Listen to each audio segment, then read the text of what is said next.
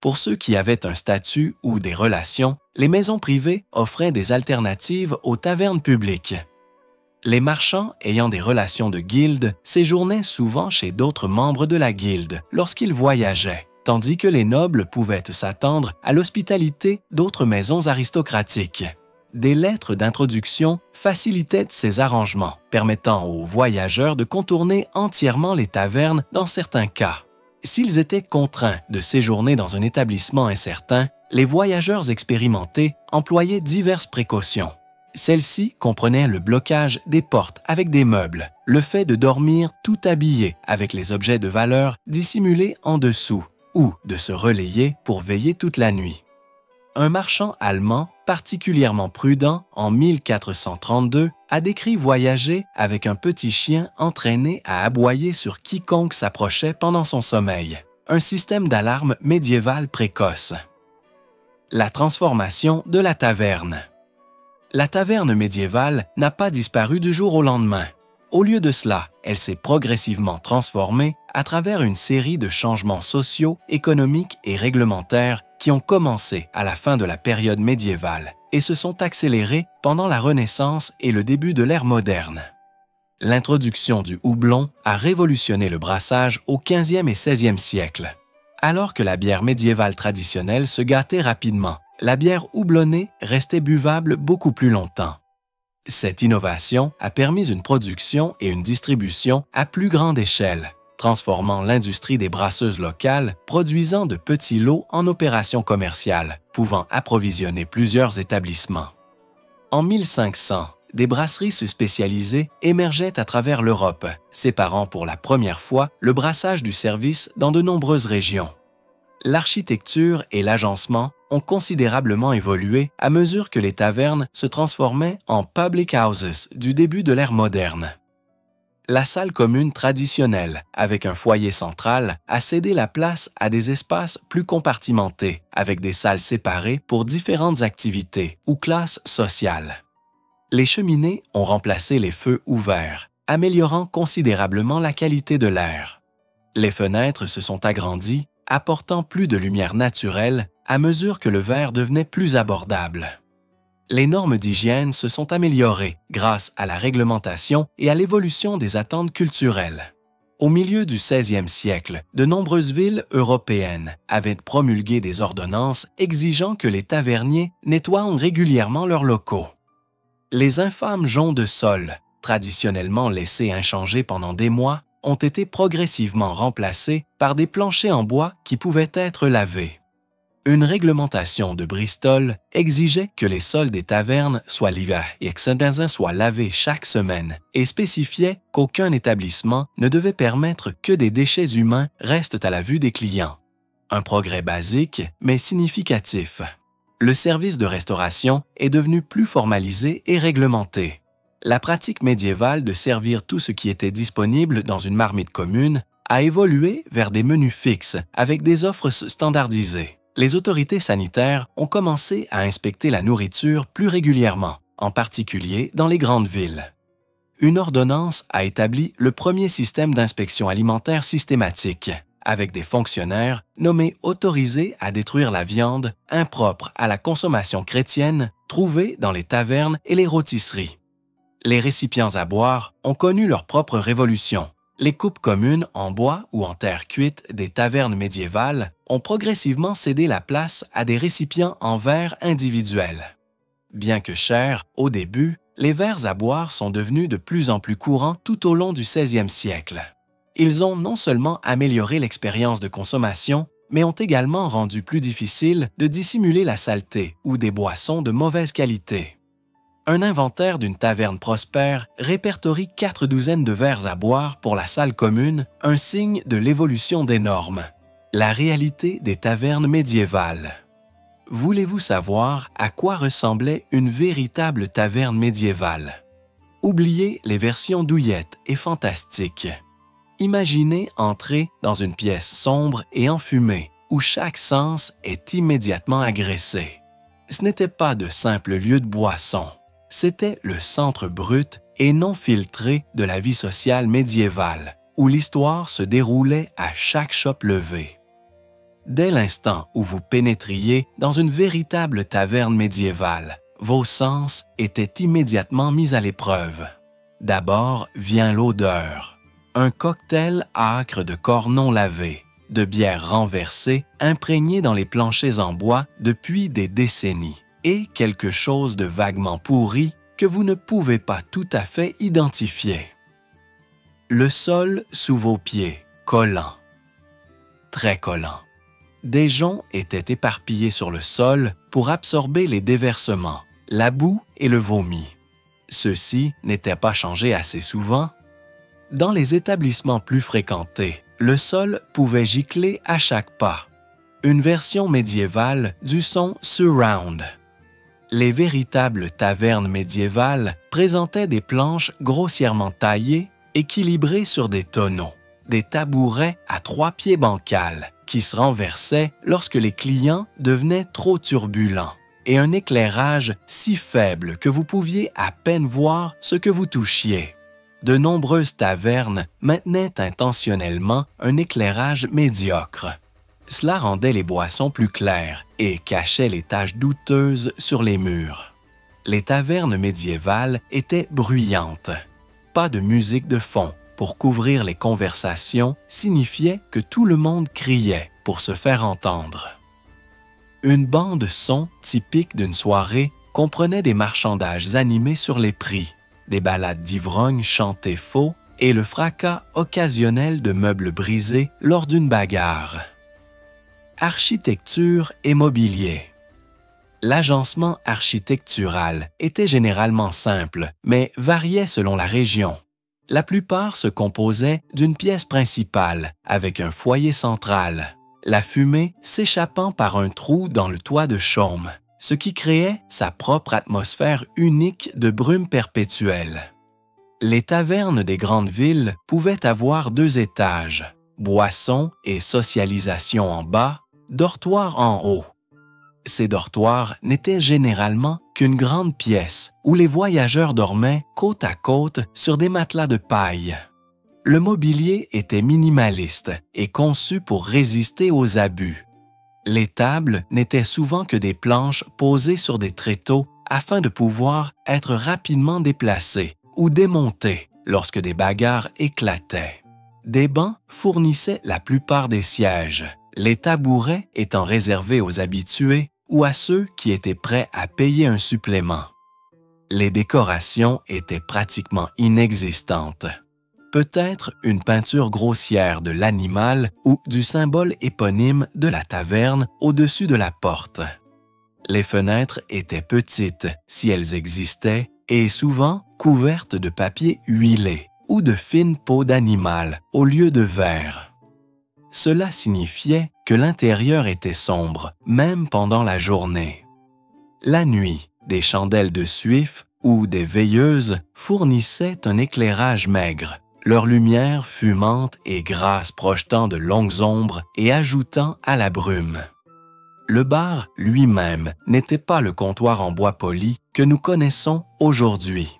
C'était généralement une simple planche ou un demi-tonneau où les boissons étaient distribuées directement depuis les fûts. Pas de robinet ou de distributeur sophistiqué, juste des broches en bois enfoncées dans les tonneaux. Les zones de stockage étaient souvent bien en vue. Des tonneaux empilés contre les murs, des bottes d'herbe suspendues aux chevrons, et dans les régions côtières, parfois des filets pleins de poissons séchés pendant au-dessus, ajoutant à l'expérience sensorielle. Les tavernes médiévales manquaient d'arrière-salle, donc les provisions restaient visibles partout. Les fûts de bière et de vin bordaient les murs, créant une isolation pratique tout en restant accessibles. Des sacs de céréales et d'aliments conservés étaient empilés dans les coins ou sous les bancs. Dans les régions du Nord, des chapelets de saucisses et de viande séchée pendaient des poutres du plafond, séchant dans la fumée du foyer. De petits barils d'épices précieuses se trouvaient près des zones de service, affichant la prospérité de l'établissement tout en gardant les objets de valeur sous surveillance. En Europe du Nord, les tavernes présentaient couramment un foyer central en pierre qui fournissait une chaleur minimale, mais un maximum de fumée. Les établissements du sud de l'Europe pouvaient avoir des foyers en tuiles ou en briques plus sophistiqués avec des cheminées, un luxe qui signifiait moins de fumée, mais n'améliorait pas nécessairement l'ambiance générale.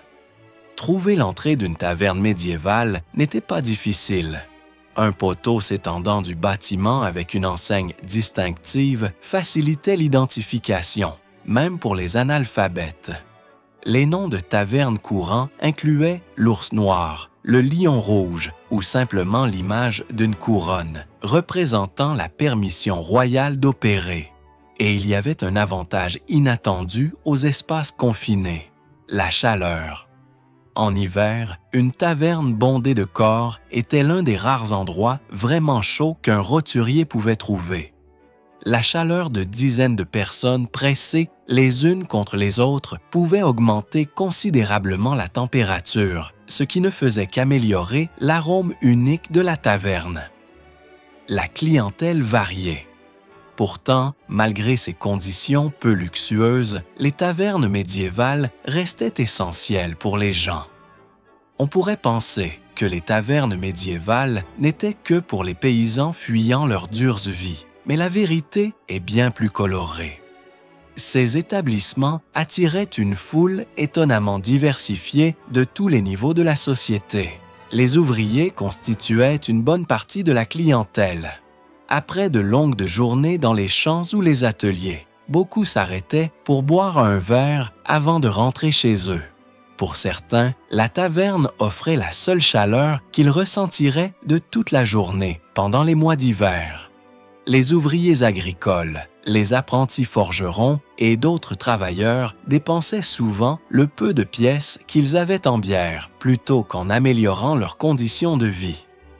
Un registre du 15e siècle de York montre qu'un charpentier dépensait près de la moitié de son salaire hebdomadaire dans sa taverne locale, une habitude qui a poussé sa femme à se plaindre au magistrat local, qui, ironiquement, buvait probablement dans le même établissement ce soir-là. Les marchands étaient tout aussi courants. Pour les commerçants itinérants, les tavernes fonctionnaient comme des bureaux non officiels où des accords commerciaux étaient conclus autour de cruches de bière. Dans les grandes villes, des tavernes spécifiques sont devenues connues comme des lieux où se rassemblaient les marchands de certaines marchandises. Au 14e siècle, à Londres, les marchands de laine se réunissaient fréquemment dans des établissements près de la rivière, créant une première version d'une bourse de marchandises. La Woolsack Tavern, près de Thames Street, a été mentionnée dans plus de 30 contrats commerciaux de cette période, prouvant que les déjeuners d'affaires liquides ont une très longue histoire. Peut-être le plus surprenant, le clergé était un habitué des tavernes. Malgré les sermons condamnant l'ivresse, les moines et les prêtres étaient fréquemment aperçus en train de déguster de la bière aux côtés de tout le monde. Ce n'était pas entièrement hypocrite. De nombreux monastères possédaient des tavernes comme source de revenus, et les moines étaient souvent eux-mêmes des brasseurs qualifiés. L'abbaye de Saint-Alban exploitait 3 tavernes en 1250, toutes servant de la bière brassée par les moines. Les registres de l'Église montrent de nombreux cas de membres du clergé sanctionnés pour des visites excessives à la taverne, y compris un cas où un prêtre a été surpris en train de diriger un concours de chant d'ivrogne debout sur une table, donnant un nouveau sens à l'expression « remonter le moral ». Les chevaliers et les hommes d'armes n'étaient pas non plus étrangers aux tavernes. En voyageant entre les missions ou pendant les tournois, ces combattants professionnels séjournaient souvent dans des tavernes plutôt que de s'imposer aux nobles locaux. Leur présence pouvait soit prévenir les ennuis, soit les provoquer, surtout lorsque des chevaliers de seigneurs rivaux se rencontraient autour d'un verre. Une chronique mentionne une bagarre de taverne en 1387 qui a commencé lorsque 2 chevaliers se sont disputés sur le résultat d'un tournoi et s'est terminé avec 7 blessés, 12 tabourets cassés et une poutre de plafond effondrée. Les chevaliers médiévaux protégeaient le royaume le jour, détruisaient les meubles la nuit. Même les nobles visitaient les tavernes, bien qu'ils fréquentaient généralement des établissements plus haut de gamme ou des salles privées. Pour les jeunes aristocrates, s'encanailler dans les tavernes communes est devenu une sorte de frisson rebelle. Les femmes étaient également présentes dans les tavernes, bien que leur rôle est varié. Alors que la société médiévale désapprouvait généralement que les femmes boivent en public, beaucoup travaillaient comme serveuses ou tenancières de tavernes. Les veuves héritaient souvent des tavernes de leurs maris et les géraient avec succès. Les clientes étaient moins courantes, mais pas inconnues, en particulier les alewives, brasseuses, qui venaient observer la concurrence. Ces femmes brasseuses étaient parfois les opératrices commerciales les plus astucieuses de la ville. Elles savaient quand diluer la bière de la concurrence juste un peu plus que la leur. Les voyageurs formaient une autre partie importante de la foule des tavernes. Les pèlerins se rendant sur des sites religieux, les messagers transportant des communications entre les villes et les colporteurs vendant de petites marchandises comptaient tous sur les tavernes pour s'abriter. Pour les visiteurs étrangers, les tavernes offraient un aperçu de la culture locale, même si cet aperçu était parfois alarmant. La clientèle diversifiée faisait des tavernes des lieux naturels d'échange d'informations. Un marin fraîchement débarqué de ports étrangers pouvait partager des nouvelles avec les marchands locaux, tandis qu'un pèlerin pouvait transmettre des informations sur l'état des routes. Cette fonction était si bien reconnue que les autorités payaient parfois des informateurs pour traîner dans les tavernes et rapporter les conversations. L'espionnage médiéval consistait principalement à boire aux frais du gouvernement tout en prétendant s'intéresser aux affaires des autres. Les praticiens de la médecine s'installaient parfois aussi dans les tavernes.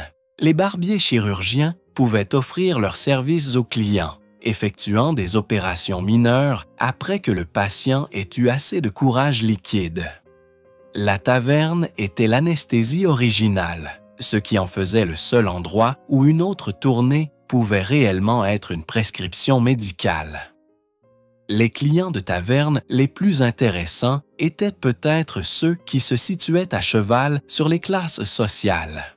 Les clercs instruits, travaillant pour des nobles ou de riches marchands, se trouvaient souvent entre deux mondes, ni roturiers, ni noblesse. Pour eux, les tavernes offraient des espaces rares où ils pouvaient parler librement avec ceux qui étaient au-dessus et au-dessous de leur rang, créant une opportunité de réseautage médiéval où des liens se nouaient, des secrets étaient partagés et des carrières étaient à la fois faites et ruinées au cours d'une seule nuit de beuverie. Les cortèges funéraires s'arrêtaient couramment dans les tavernes après les enterrements, une tradition qui a commencé à l'époque romaine et s'est poursuivie tout au long de la période médiévale. Ces rassemblements pouvaient se transformer de souvenirs sombres en célébrations bruyantes au fur et à mesure que la soirée avançait, prouvant que même au Moyen Âge, rien n'honorait les morts comme les vivants se saoulant complètement à leur mémoire. Nourriture et boissons. Maintenant que nous savons qui se pressait dans ces établissements bruyants, parlons de ce qui les faisait revenir malgré le chaos. Si vous entriez affamé dans une taverne médiévale après avoir vu la foule diversifiée que nous venons de rencontrer, vous feriez mieux d'avoir un estomac solide et de faibles attentes. La nourriture servie dans ces établissements ferait démissionner sur le champ les inspecteurs de la santé moderne. Le potage dominait le menu. Ce terme fourre-tout décrivait ce qui était essentiellement un ragoût épais, fait de tous les ingrédients que le tavernier avait sous la main. Contrairement aux recettes soigneusement élaborées des cuisines nobles, le potage de taverne suivait une formule simple. Faire bouillir tout dans une marmite jusqu'à ce que cela devienne comestible. La même marmite pouvait mijoter pendant des jours avec de nouveaux ingrédients ajoutés au besoin. Les critiques de tavernes médiévales mentionnaient rarement le « de la ferme à la table », mais plutôt « du sol à la table » lorsqu'un aliment comestible tombait et était rapidement récupéré. La base de la plupart des potages était généralement des céréales, orge, avoine ou ce qui était le moins cher localement. À cela, les cuisiniers de taverne ajoutaient des légumes, des herbes et, si vous aviez de la chance, de petits morceaux de viande. Mais cette viande mérite une attention particulière. En 1444, une ordonnance de Londres interdisait spécifiquement aux tavernes de servir de la viande d'origine suspecte, après plusieurs incidents impliquant des animaux domestiques locaux disparus. La loi n'a pas mis fin à la pratique, elle l'a simplement rendue clandestine. La version médiévale du « ne demandez pas, ne dites rien » s'appliquait principalement au dîner. Les tourtes à la viande étaient un autre aliment de base des tavernes, populaire parce qu'elles pouvaient être préparées à l'avance et vendues tout au long de la journée. La croûte servait moins de nourriture que de contenant, souvent épaisse, dure et pratiquement immangeable. Ces cercueils, comme on les appelait, protégeaient le contenu et permettaient une manipulation facile. Ce qui se trouvait à l'intérieur variait énormément.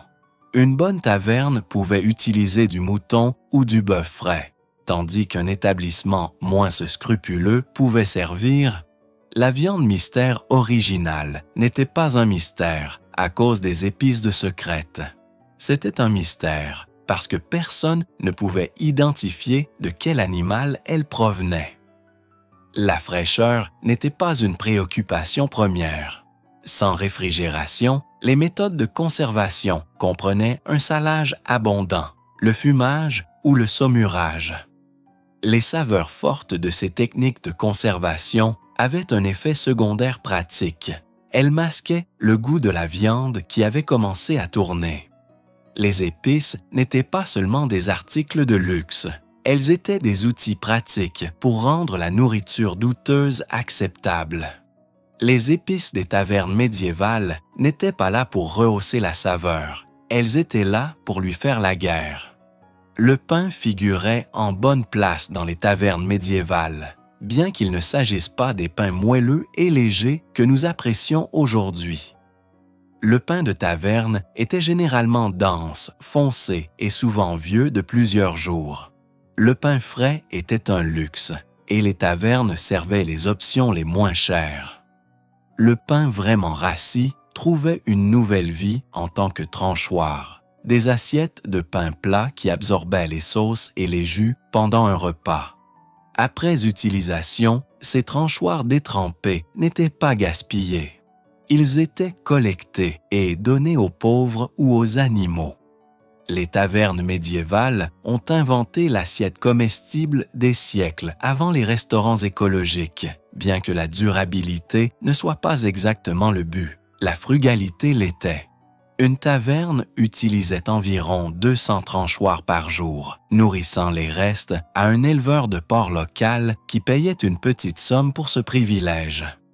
Cela créait la situation curieuse où les porcs mangeaient des restes de pain qui avaient absorbé des jus de viande provenant potentiellement d'autres porcs. Le recyclage médiéval avait des chaînes d'approvisionnement circulaires assez dérangeantes. Le fromage apparaissait régulièrement sur les menus des tavernes, principalement parce qu'il voyageait bien et durait plus longtemps que les autres protéines. Les fromages à pâte dure pouvaient survivre des mois, ce qui en faisait un aliment idéal pour les tavernes. La qualité variait considérablement. Les chroniques médiévales mentionnent souvent des plaintes sur la qualité du fromage de taverne, avec une description colorée, notant qu'il était plus apte à ressembler des chaussures qu'à être mangé. Certains fromages de taverne médiévale étaient si durs qu'ils pouvaient potentiellement servir de matériaux de construction en cas d'urgence. Les œufs fournissaient une autre source de protéines fiable, faciles à cuisiner et difficiles à déguiser s'ils étaient avariés. Les œufs comptaient parmi les options alimentaires les plus sûres des tavernes. L'expression médiévale « bon comme un œuf » est née en partie parce que, dans la nourriture de taverne, si vous pouviez identifier ce que vous mangiez, c'était considéré comme une victoire. Qu'en est-il des fruits et légumes?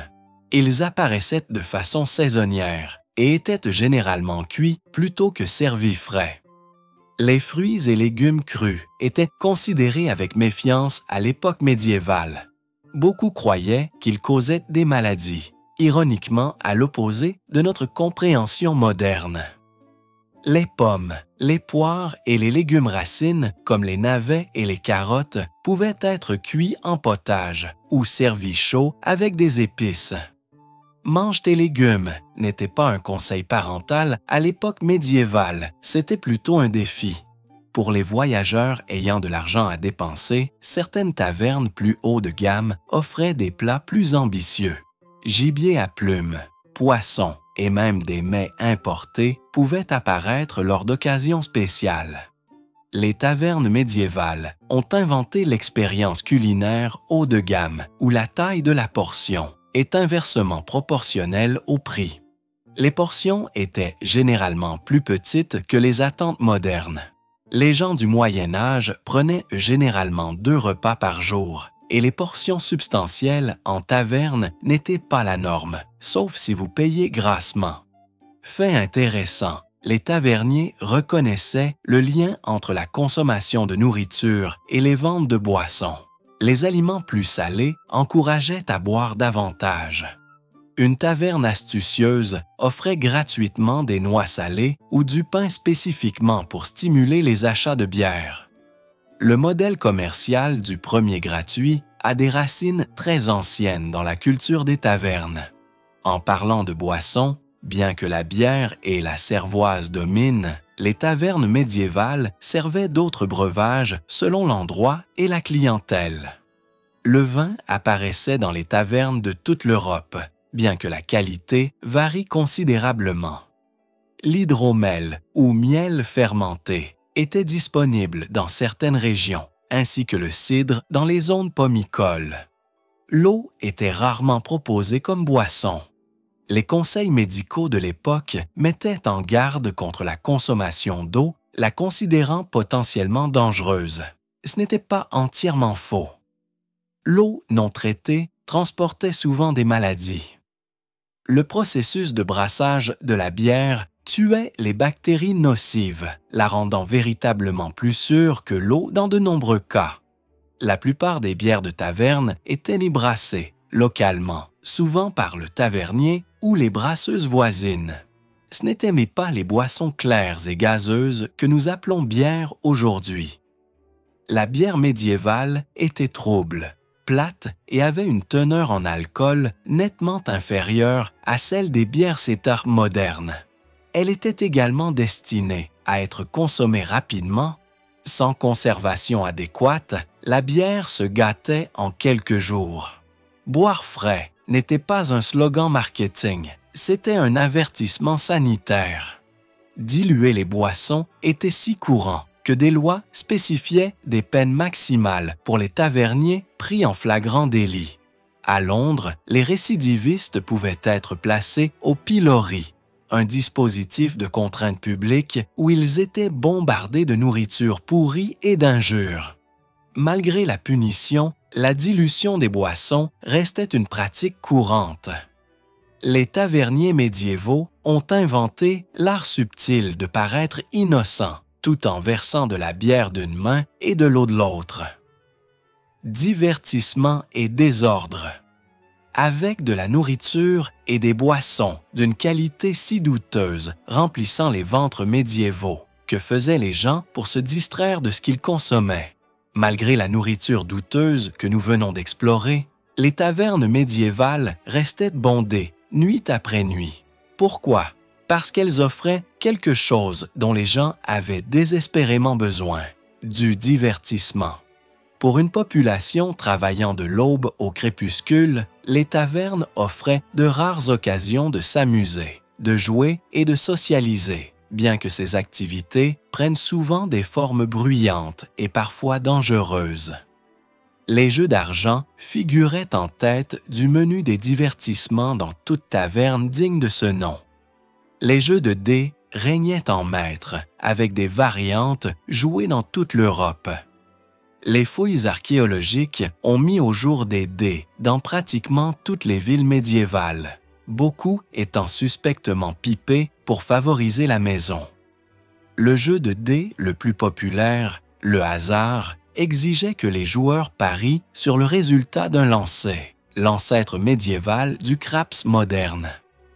Les jeux de société offraient un divertissement légèrement plus civilisé. Le jeu de table, une forme ancienne du backgammon, et les échecs attiraient les clients en quête de défis stratégiques.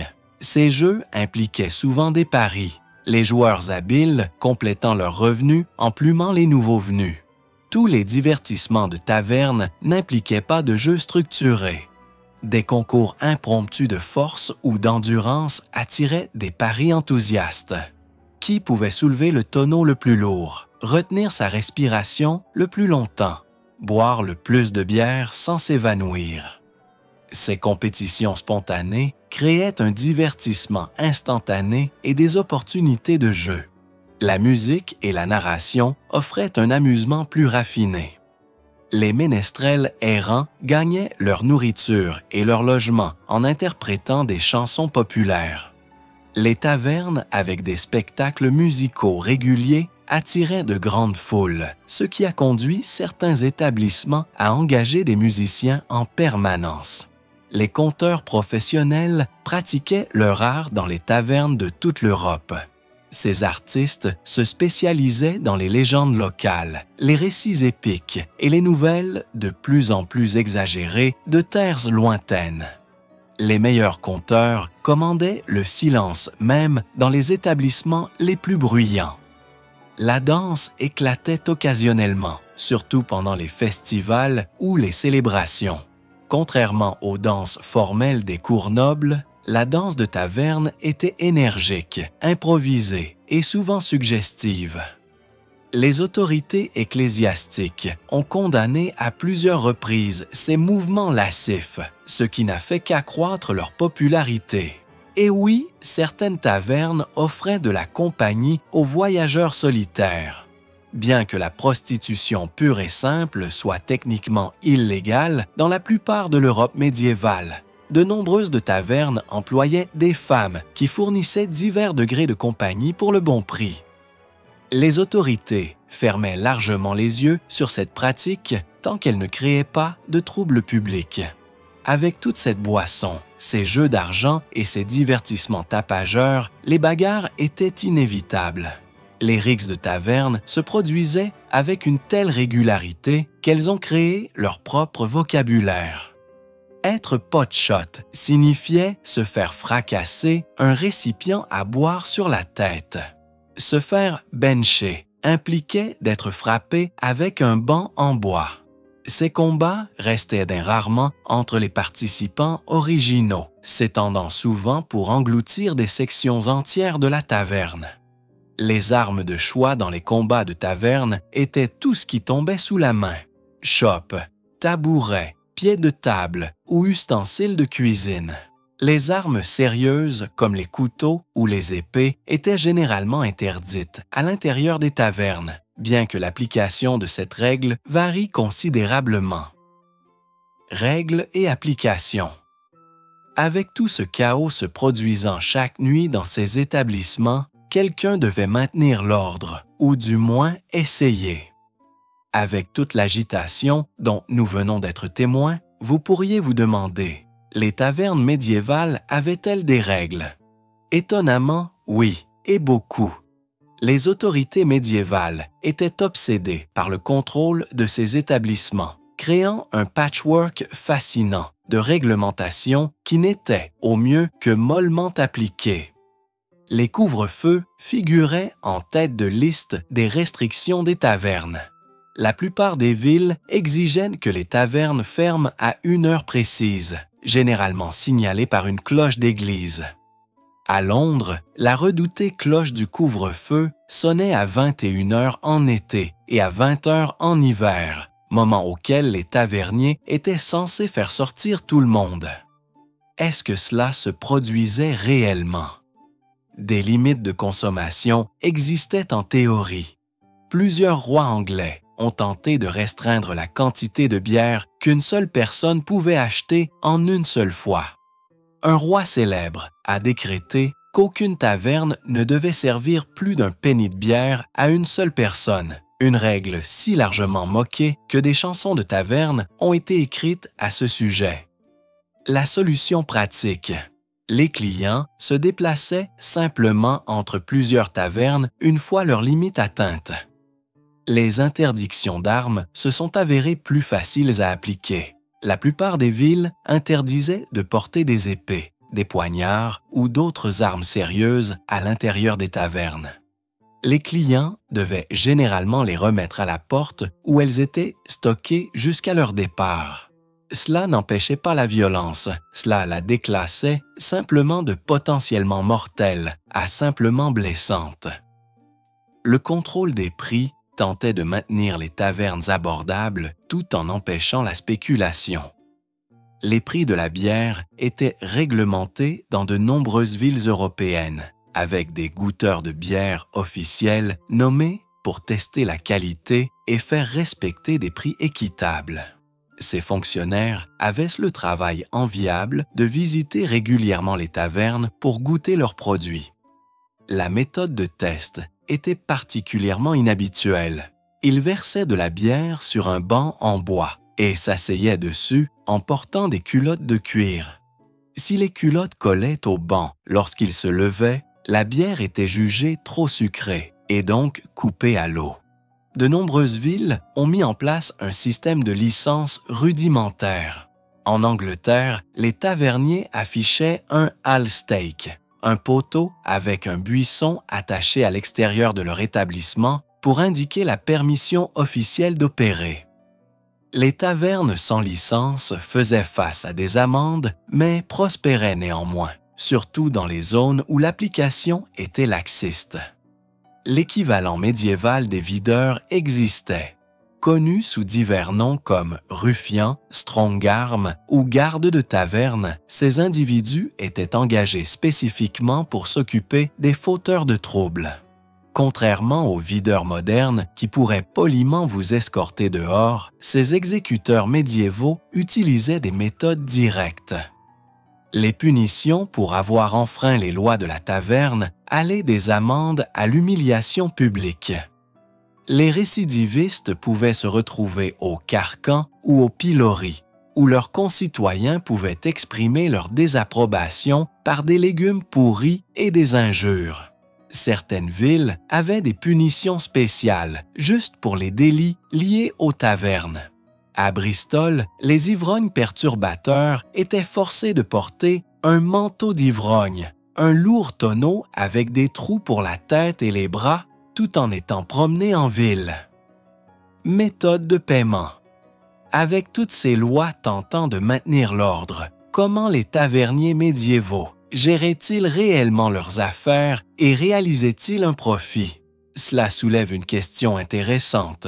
Comment les clients médiévaux payaient-ils réellement leurs boissons et leur nourriture?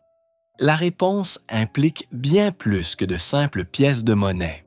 L'argent liquide était relativement rare dans les économies médiévales. Alors que les nobles et les marchands pouvaient transporter des bourses remplies de deniers d'argent, le travailleur moyen avait rarement beaucoup de monnaie sur lui. Cela créait un problème pour les taverniers. Leurs principaux clients manquaient souvent des moyens de paiement traditionnels. Des solutions créatives ont émergé par nécessité. Les systèmes de troc ont prospéré dans les tavernes médiévales. Les artisans pouvaient échanger leurs produits directement contre des boissons. Un charpentier pouvait réparer une table cassée en échange d'une soirée de bière, ou un forgeron pouvait aiguiser les couteaux de cuisine pour la même chose.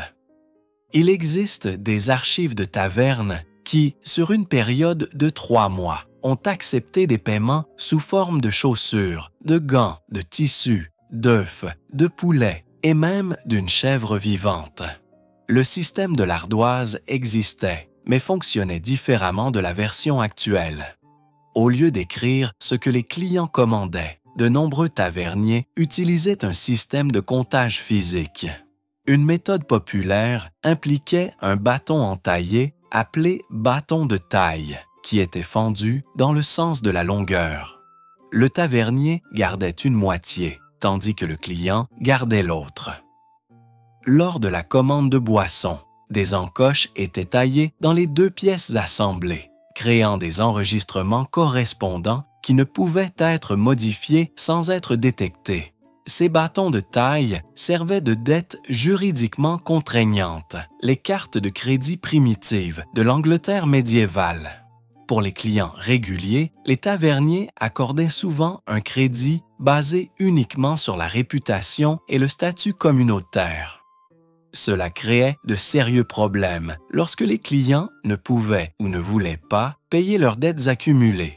Il y avait un tisserand qui a évité sa taverne locale pendant 6 mois à cause d'une ardoise impayée, ne s'aventurant à l'intérieur qu'après la tombée de la nuit et partant avant l'aube pour éviter le propriétaire.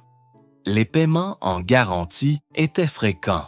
Incapables de payer avec de l'argent ou des biens, les clients pouvaient remettre temporairement des biens de valeur. Manteaux, outils ou bijoux pouvaient être laissés aux taverniers jusqu'à ce que le paiement approprié arrive. Ce système a créé des prêteurs sur gage, non officiels, dans de nombreuses tavernes. La méthode de paiement la plus intéressante impliquait peut-être la tournée. Dans cette coutume sociale, les clients achetaient à tour de rôle des boissons pour tout leur groupe. Ceux qui ne pouvaient pas se permettre de payer une tournée lorsque leur tour venait faisaient face à de graves conséquences sociales, étant essentiellement étiquetés comme des profiteurs. Pour les voyageurs sans relation locale, le prépaiement était souvent exigé. Cela créait une distinction de classe dans le service. Les locaux, avec un crédit établi, pouvaient boire librement toute la soirée, tandis que les étrangers devaient payer chaque tournée à son arrivée. Certaines tavernes marquaient les étrangers avec des tasses spéciales ou les obligeaient à s'asseoir dans des zones désignées, des versions médiévales, des sections paiement en espèces uniquement. La manipulation des prix donnait aux taverniers des revenus supplémentaires. Malgré les contrôles officiels des prix, de nombreux établissements facturaient des tarifs différents en fonction de la richesse perçue d'un client. Un marchand bien habillé pouvait payer le double de ce qu'un ouvrier payait pour la même boisson. Une plainte du 14e siècle aux autorités de Londres décrit une taverne où la bourse d'un homme est évaluée avant que sa coupe ne soit remplie. Les clients oublieux qui égaraient leur paiement faisaient face à des conséquences créatives. Certaines tavernes affichaient un mur de la honte présentant des objets laissés en garantie qui n'avaient jamais été récupérés. D'autres employaient l'humiliation publique. Un client avec des dettes impayées pouvait voir son nom crié pendant les heures de pointe ou même peint sur un tableau à l'extérieur. Pour les habitués, l'embarras social s'avérait souvent plus efficace que les menaces légales. Le personnel de la taverne. Mais les tavernes médiévales remplissaient une autre fonction cruciale dans la société. Bien que nous ayons exploré les clients et les arrangements financiers complexes des tavernes médiévales, nous n'avons pas encore rencontré le personnel travailleur et souvent harcelé qui faisait fonctionner ces établissements. Derrière chaque taverne bruyante et chaotique se trouvait une équipe de personnes avec la patience des saints et l'instinct de survie des vétérans de champs de bataille. L'aubergiste se tenait au sommet de cette hiérarchie, jouant de multiples rôles qui allaient bien au-delà de la simple possession de l'entreprise. À la fois homme d'affaires, diplomate et agent de sécurité, un tavernier prospère avait besoin d'une combinaison inhabituelle de compétences. Il devait suivre des arrangements financiers complexes avec des outils de tenue de registre minimaux, apaiser les différends avant qu'ils ne deviennent violents et intervenir physiquement si nécessaire. Un procès de 1410 montre un aubergiste de Bristol qui a subi 3 côtes cassées et une main fracturée en une seule année, le tout en séparant des bagarres entre clients. Les aubergistes expérimentés sont devenus experts pour reconnaître les ennuis avant qu'ils ne commencent. Ils plaçaient soigneusement les fauteurs de troubles potentiels loin des autres clients instables et développaient des moyens discrets de gérer les invités turbulents. Un tavernier de Londres aurait utilisé des signaux subtils pour son personnel. Toucher son oreille signifiait diluer les boissons d'un client, tandis que se gratter le menton avertissait que la personne pourrait essayer de partir sans payer. Le pouvoir de décision des aubergistes était étonnamment étendu. Ils pouvaient bannir des clients, déterminer la solvabilité, fixer des prix individuels et même arbitrer des litiges juridiques mineurs. Un registre de 1395 mentionne un aubergiste de Leeds qui a reçu une autorité informelle du bailli local pour régler les différends d'une certaine valeur monétaire qui se produisait dans son établissement. Cela faisait gagner du temps au système judiciaire tout en renforçant le statut de l'aubergiste. En dessous de l'aubergiste se trouvait le personnel de service, principalement de jeunes femmes qui avaient peut-être le rôle le plus difficile de tout l'établissement. Leur travail combinait des éléments de service de restauration, de contrôle des foules, de recouvrement de créances et de gestion du harcèlement. Le terme « servante » qui apparaît dans la littérature ultérieure sous-estime considérablement la complexité de leur position. Les serveuses naviguaient dans une position sociale précaire. Elles devaient être assez amicales pour encourager la consommation et les dépenses, tout en maintenant des limites avec des hommes bruyants et souvent ivres. La réputation d'une serveuse nécessitait une défense constante. Les tribunaux ecclésiastiques montrent de nombreux cas où des travailleuses de taverne ont poursuivi en diffamation après avoir été faussement accusées de prostitution, simplement parce qu'elles travaillaient dans des tavernes.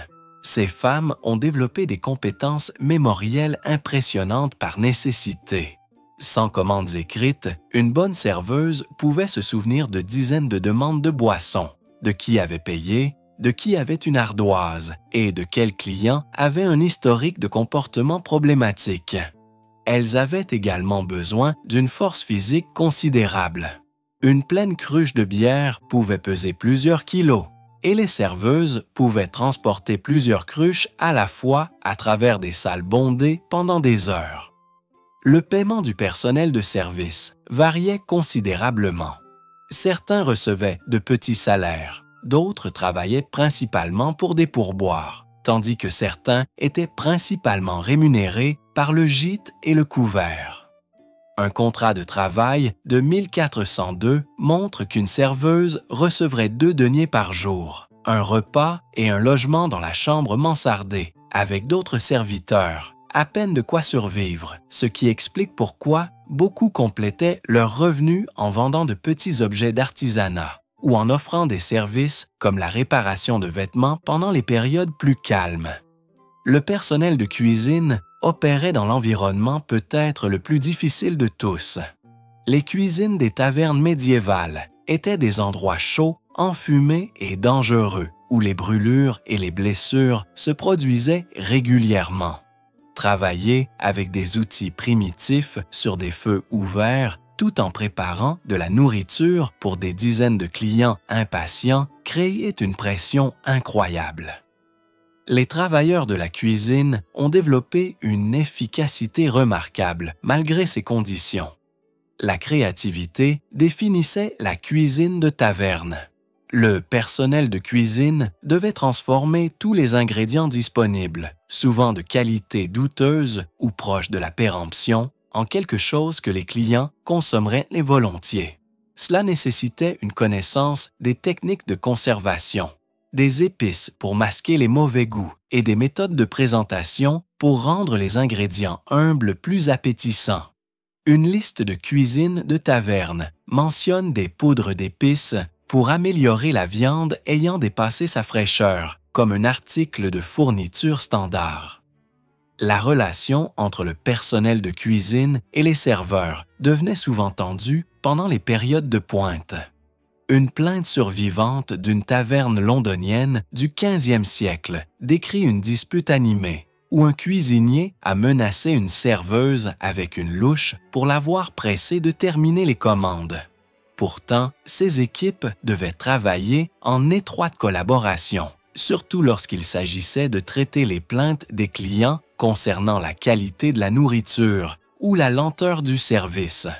Peut-être le conseil le plus sage pour tout client de taverne médiévale était simple: soyez gentil avec le personnel. Les clients qui traitaient les serveurs avec respect recevaient un meilleur service, des portions plus généreuses et, peut-être le plus important, de la nourriture et des boissons non frelatées. Ceux qui abusaient du personnel pouvaient trouver leur bière étrangement aqueuse, leur nourriture mystérieusement froide ou leur repas préparé avec beaucoup moins d'attention à la propreté.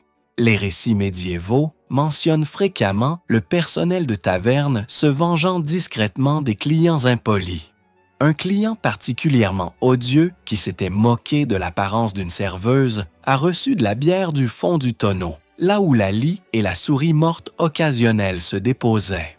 Un autre récit décrit des travailleurs de cuisine crachant dans la nourriture d'un tyran notoire avant de la servir avec une politesse excessive. Malgré toutes leurs difficultés, les travailleurs de taverne formaient des communautés très unies. Ils se protégeaient mutuellement des clients dangereux, se couvraient les uns les autres pendant les maladies et socialisaient souvent ensemble après la fermeture. De nombreux membres du personnel de taverne vivaient sur place, créant des liens quasi familiaux. Il est également impressionnant de voir que les travailleurs témoignaient parfois collectivement pour se défendre mutuellement contre des accusations ou soutenir des collègues blessés qui ne pouvaient plus travailler. Choisir une taverne sûre. Abordons une compétence de survie médiévale essentielle. Comment choisir une taverne qui ne vous laisserait pas voler, battue ou pire?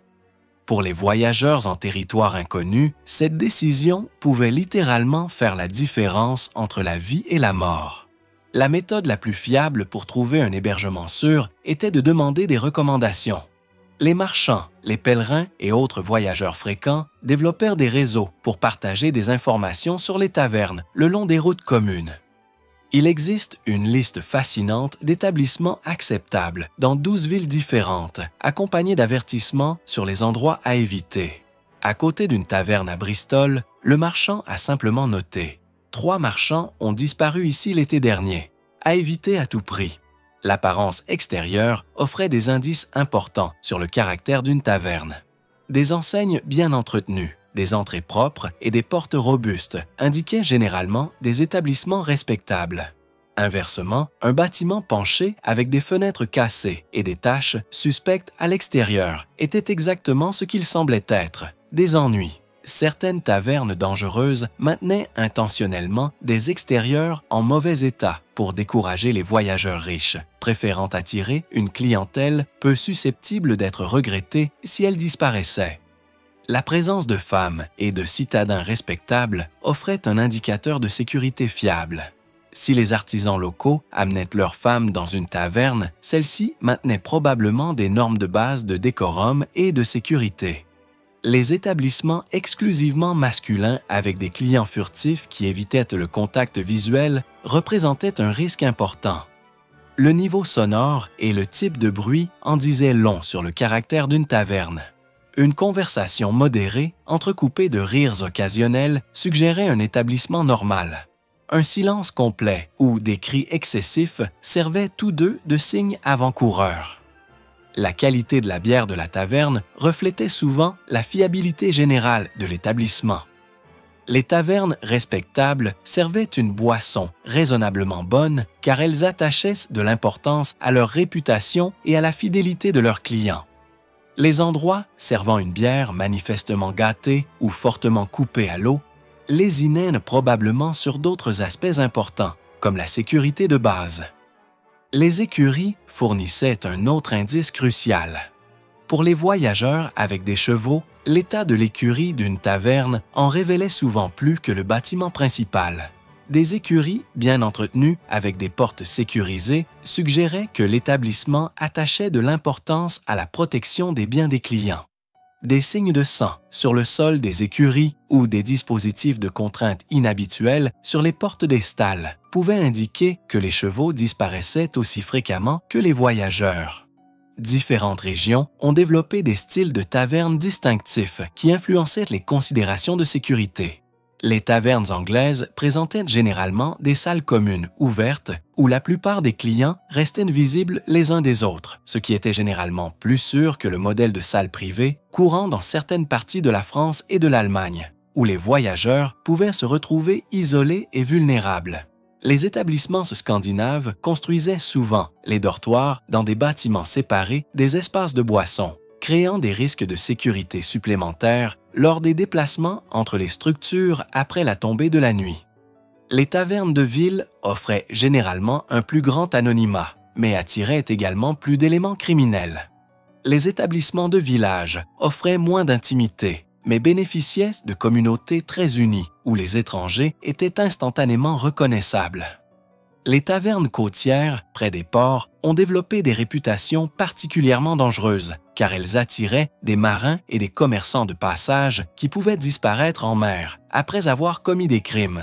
Un dicton du 15e siècle avertissait « Fais confiance à une taverne de montagne avant une taverne de port et fais confiance à ta propre tente avant l'une ou l'autre. » Les établissements religieux offraient cette option la plus sûre lorsqu'ils étaient disponibles. De nombreux monastères entretenaient des hospices pour voyageurs qui, bien que basiques, fournissaient un logement sécurisé. Ces maisons religieuses ne servaient pas de bière au grand public, mais fournissaient souvent aux voyageurs de la nourriture et des boissons dans le cadre de leur mission caritative. Pour ceux qui privilégiaient la sécurité au divertissement, celle-ci représentait la meilleure option, bien qu'elles exigent généralement des dons et la participation à des observances religieuses. La réglementation sociale a considérablement augmenté à mesure que les autorités affirmaient un plus grand contrôle sur les espaces publics. L'approche médiévale, relativement permissive, a cédé la place à des règles plus structurées, régissant les heures d'ouverture, les activités autorisées et le comportement acceptable. Les restrictions sur les jeux sont devenues plus complètes et mieux appliquées.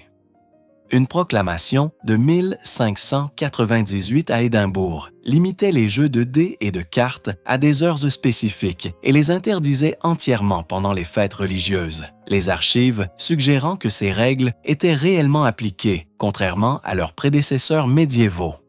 Les conditions de couchage se sont considérablement améliorées à mesure que des auberges dédiées ont commencé à se séparer des établissements de boissons.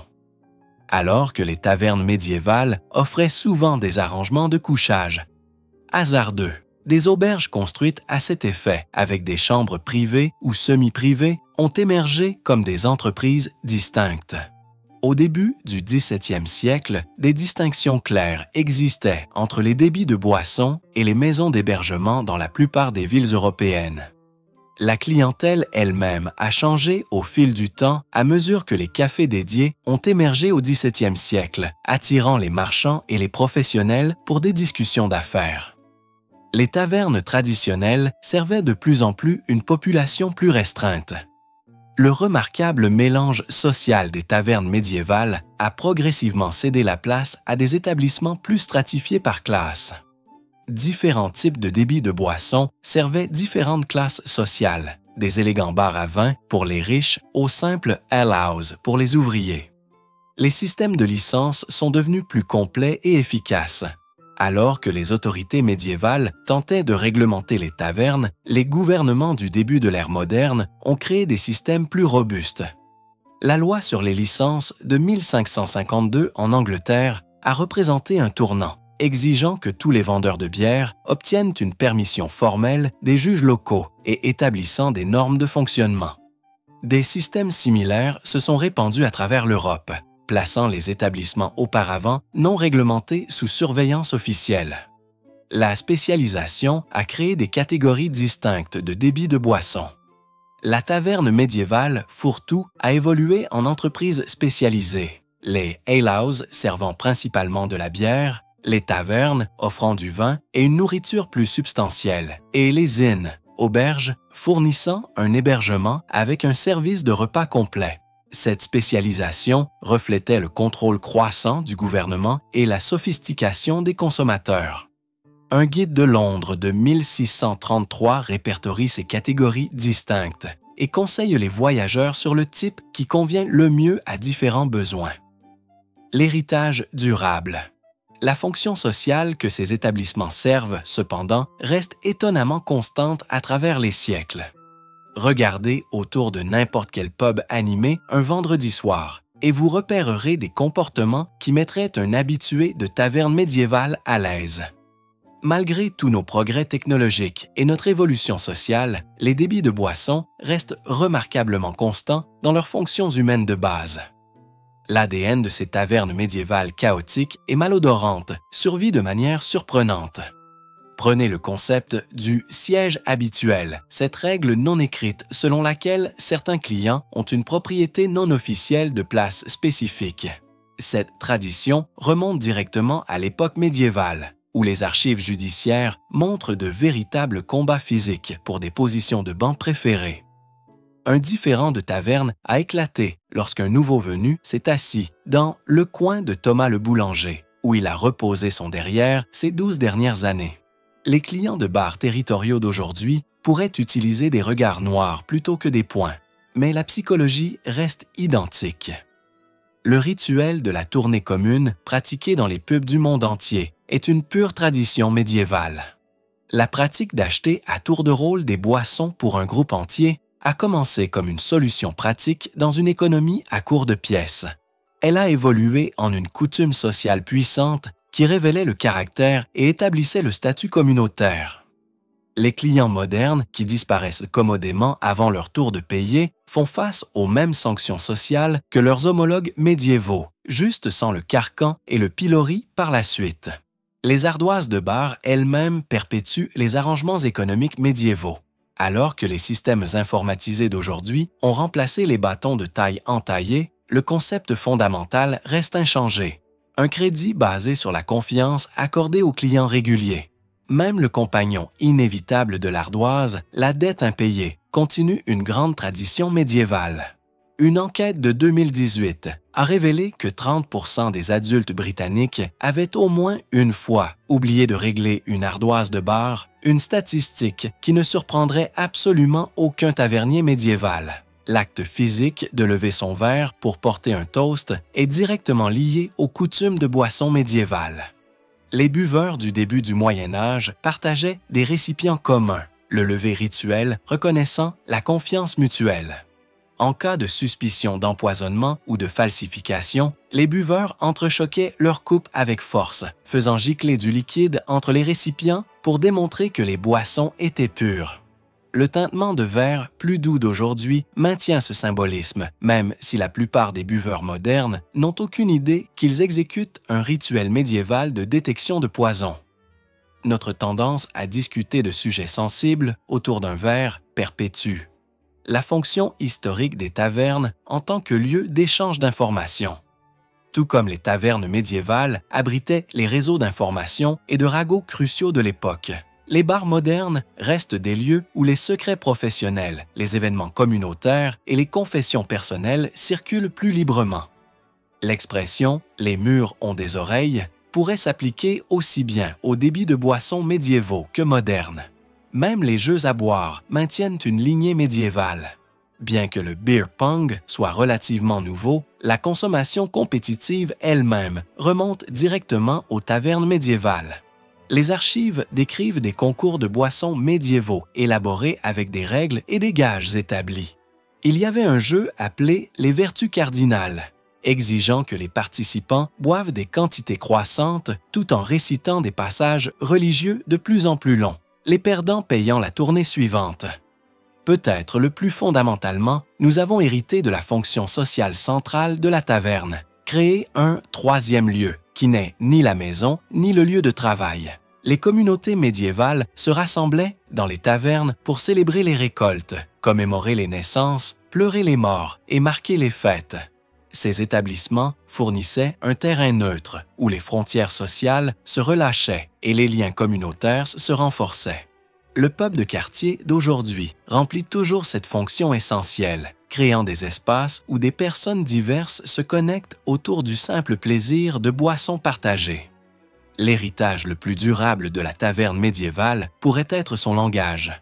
Des termes comme « bar » provenant de la barrière physique séparant les boissons des clients, « tap room », « salle des fûts », où les boissons étaient tirées des tonneaux, et même « pub » lui-même, abréviation de « public house », sont tous originaires des débits de boissons médiévaux.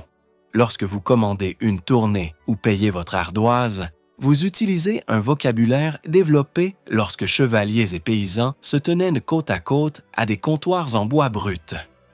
Alors, la prochaine fois que vous profiterez de votre pub local, ayez une pensée pour ses prédécesseurs médiévaux.